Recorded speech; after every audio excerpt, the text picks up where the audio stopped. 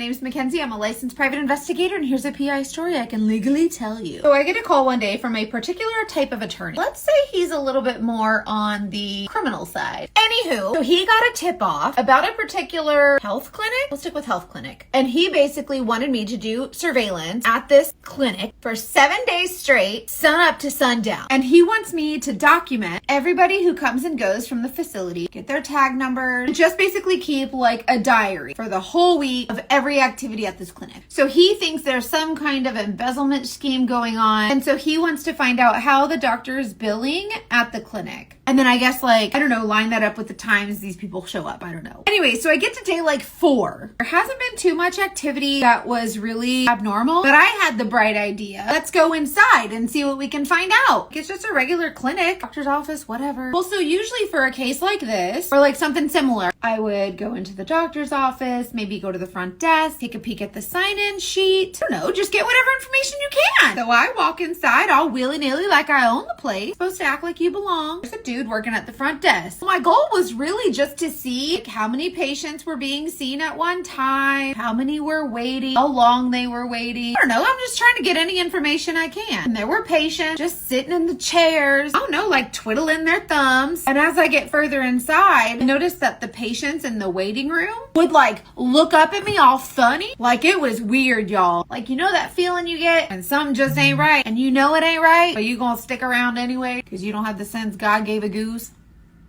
Well, now I'm inside. I'm committed. So I walk up to the little guy behind the little front desk counter. I mean, and like the front desk was made of basically like poster board from Walgreens, which really should have been my first clue, but it wasn't. So anyways, I walk up to this little boy at the desk, and before any words came out of my mouth, he looked nervous as a cat in a room full of rocking chairs.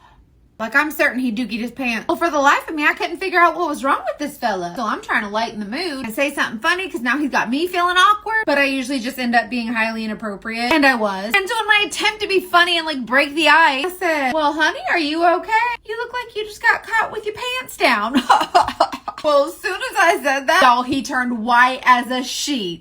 And I think he knew he was in trouble, but I didn't know it yet. Until not 3 seconds later, this lady comes walking out behind the poster board front desk, chewing bubblegum and laughing, wearing a legitimate sexy nurse costume from the Amazon. I mean, the stripper heels. They probably had a goldfish swimming in them. The fishnet thigh highs. Like imagine any old school vanilla porn you've ever seen. She don't see me yet because she's looking down at her phone and she says, John Smith, or whatever this John's name was. The doctor will see you now.